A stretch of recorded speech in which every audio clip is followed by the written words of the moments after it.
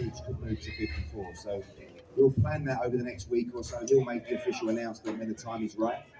And if he moves to 54, he wants the big fights. We were asked if we'd be interested to fight Virgil Ortiz August 16th.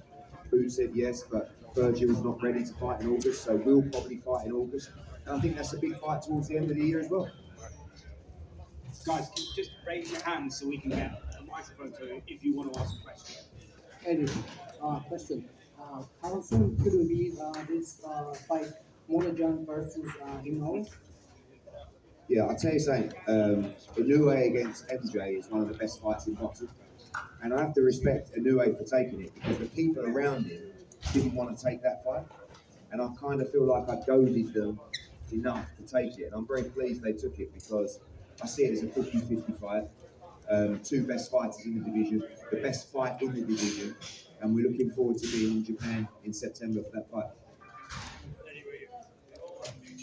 Johnny Boy boxing that fight had a pretty spectacular performance by Richardson Hitchens. He called out Devin Haney. Is that a must-see fight that's going to happen next? Yeah, I think that, Richie is trying to position himself with those bigger names, and I think the performance tonight was fantastic. Exactly what he needed to do. Dominated him, and then put his foot on the gas and got him out of there against a brave Kambosos. So, Richie will be looking to land that big fight next, and I think sooner or later he's going to get it. Eddie, Andy does a really good job of when you ask him a question, he's kind of like political with it. But if a fight in Mauritania does happen, how do you see it going down? Do you think it's I think Muay is a great fighter. He's trained by Robert Garcia, who's for me one of the best trainers in the world. But I think Andy's very special, and I think we'll see him keep on improving against the levels of opposition. And sometimes he's fighting not necessarily within his style, he's fighting to make it exciting. And when the better opposition arrives and someone that's more aggressive like Muay, I really feel like you're going to see the best of Andy Cruz. Don't forget, he's just had 6 fights in the professional code. So I see him as a heavy favourite to beat Muay, but I think he's a very good fighter. Do you favour him over a guy like Gervonta Davis, though? Look, all these guys are tremendous fighters. I think Gervonta Davis is a great fighter, but he loses, in my opinion, he loses a lot of rounds. And I think he'd lose rounds to Shakur, I think he'd lose rounds to Andy, but he's a great puncher and he's a great fighter. So I just want to see the fights. I mean, I thought George's speech after was tremendous, where he's like, guys, just make sure you fight each other. Whether it's Hitchens, whether it's Andy Cruz, Shakur, Tank, Teofimo, Devin, Ryan, Conor Ben. All of these guys, there's so many great young fighters coming through. Hopefully they all get in the ring together. Eddie, Jay with Sport Box TV official. So with Richardson being in the ring with T.O., we did see that it looked like that they were getting along. Who do you prefer next for Richardson Hitchens? Do you prefer Teofimo or Devin? I'm not sure Teofimo will fight Richardson Hitchens. I mean, the numbers that Teofimo wants to fight, the only way that fight can be delivered is through His Excellency, Turki Al-Sheikh. So, there's the dream world and then there's the real world. We're very aware of the real world and what that looks like, and then sometimes you get an unbelievable opportunity to fight on a Riyadh season card or a Ring Magazine card, and that's when His Excellency is making the fights that commercially probably couldn't happen without him, and that's a great example. Without Riyadh season, Hitchens against Teofimo Lopez just doesn't happen because Teofimo Lopez would want much too much money for that fight, and the same for Devin Haney against Richardson Hitchens. So the commercial reality is very different to the Riyadh season reality. So we hope that His Excellency likes a particular fight, and these guys get an incredible opportunity to be part of a Ring Magazine or a Riyadh season card. Georgie?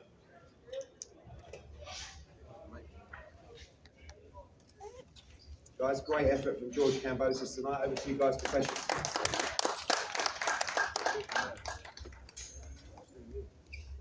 Yeah. Mike. Christian, you have the mic. You need to pass him the mic.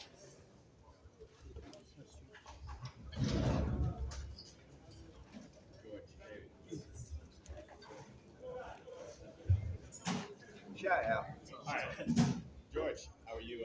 Congratulations on the performance. So tell us the difference between the biggest difference you saw between Richardson Hitchens and Devin Haney, Teofimo? We know that you want to see them all in the ring fighting.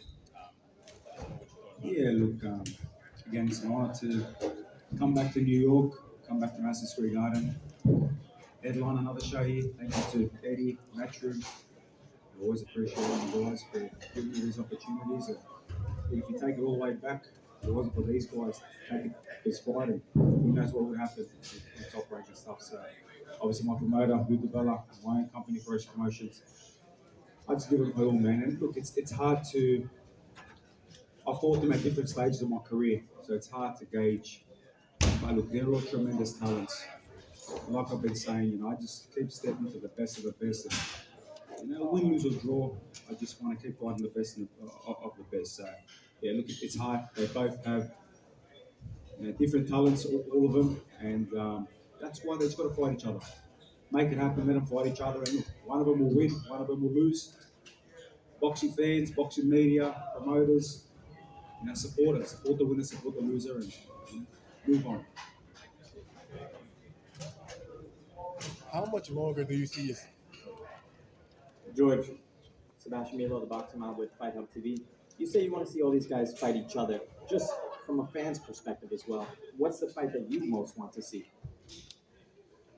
Look, I love the Swiss science. I'm such a big fan of the sport. I sit there relentlessly watching every single different fight, and look, the exciting fight is obviously as we know, Annie Hitchens, Lopez Hitchens,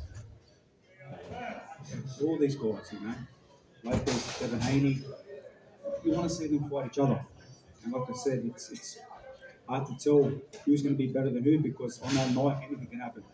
On any given night it can happen, and it happened for me a couple of years ago, and unfortunately it wasn't to be tonight. But I really believed in myself. I really had that eye, and it just wasn't meant to be. Sometimes, after a few wars, you just don't get a plan for it is what it is.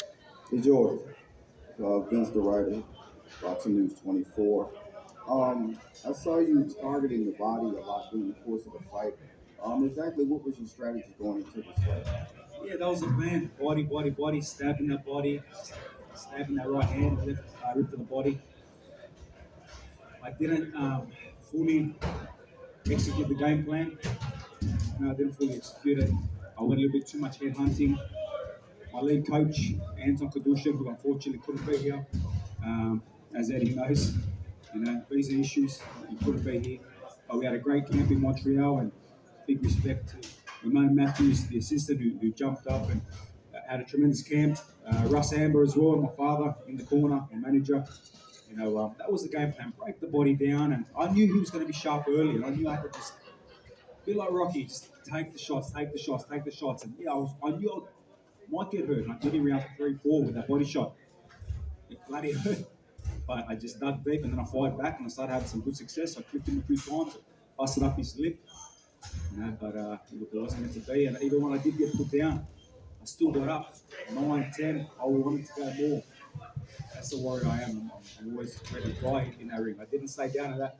That body shot would have taken 100% of all the views here, anyone critiquing online. So, look, I'm a warrior. George here, Chris with Boxing with Chris. No fighter knows a fighter better than himself. Second division, you fought them all. Even though it's kind of early to tell, how much do you feel like you have left in the sport? I don't really know right now. For me, I've done so much in the sport. I keep my head up. I keep my head high. Losing is always a bitter pill to swallow, but come tomorrow, I'll swallow it, and we'll see what's next. For me, I've got a beautiful family, I've got 3 kids, and like I said, I just want to do something for my kids and family. It was only 80-something days ago when we had another good 12 rounders, so I've been active this year, been busy, and like I said, I've been busy these last 3-4 years. You talk about all these fighters, who's going to fight each other. Well, that George Kambosos from Sydney, who never had a fair shake, from nothing, went over and did it all, man. And like I said, my cabinet's full, my bank account's full, and I've got a loving family. So, what's next? I'm gonna go coach my son's footy team right now. He's only under 5s, but that's what I want to do right now. Thank you very much. And it's my birthday too today, so thanks Richie for the extra punches. It was more than 32. Wanted that birthday present. Hey Jim, this is Los with Fight Hype. As the father and trainer for George Kambosos, what do you feel, is the future for him now? And look, at the end of the day, you always we worked so hard in this training camp, and we had the game plan to defeat Hitchens tonight. Um, Obviously, the big moment he stepped in that ring, and then all of a sudden, George puts himself in position. He gets within range, and then the hands are not really. He's not letting the hands go. We did work on targeting the body. Um, George went a little bit more head hunting. We wanted him to punch between punches and kind of sort of like catch when he was throwing that jab and kind of punch with him. And look, we had the right perfect game plan. There's no excuses. At the end of the day, George is a warrior. He's fought some really tough fights, and I just believe, these fighters, you know, they take shots, and then maybe they feel that same shot from the fight before. Maybe sometimes mentally it gets in their head a little bit, thinking, "Oh shit, I know this shot kind of hurt me last time." This it's just hard to know what a fighter goes through. But right now, George doesn't have to think about that. The simple thing is, he's going to go away with his family. He's not hurt. He got beat by the better man tonight. And the simple thing is, just going to go and have a holiday. And we're not going to put him in a position if we don't have to, just to keep proving that George has got to keep getting in there. We don't need to do that. I mean, that's something me and George will have as a personal discussion. And first and foremost, it's about his health. And I just think when these fighters, they just get battle worn. And I think, George has had some big wars. And it just starts to tell with certain shots. And it kind of puts a bit of doubt in his mind moving forward. But we had the plan to execute. We just couldn't execute. I mean, the instructions in the corner were great. I mean, we were hoping George would kind of, start putting that together. But like I said, Hitchens is no mug. He's sharp, and he could read the play. But we knew how to take the game away, which George didn't execute the game. And I know it's easier said than done too. Right now, Marcus going to sit back. He's going to go away with his family to Portugal, enjoy like a long break, and that'll do.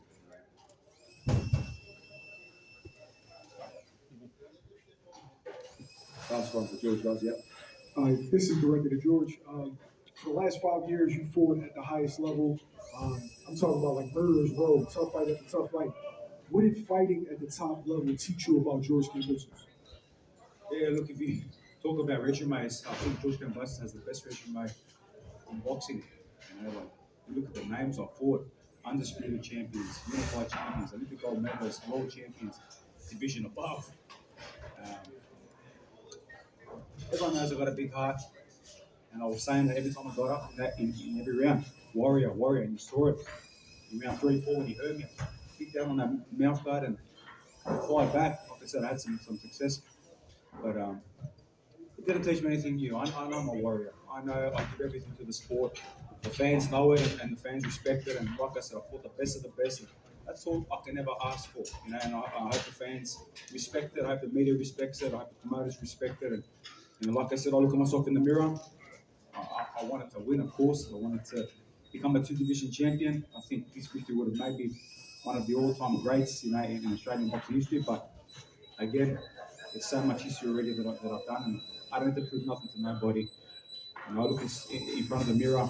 I know who George Kambosos is. I know who the warrior he is, and I'm not ashamed. I keep my head up, my chin up, my head up, my chest out, and live to fight another day.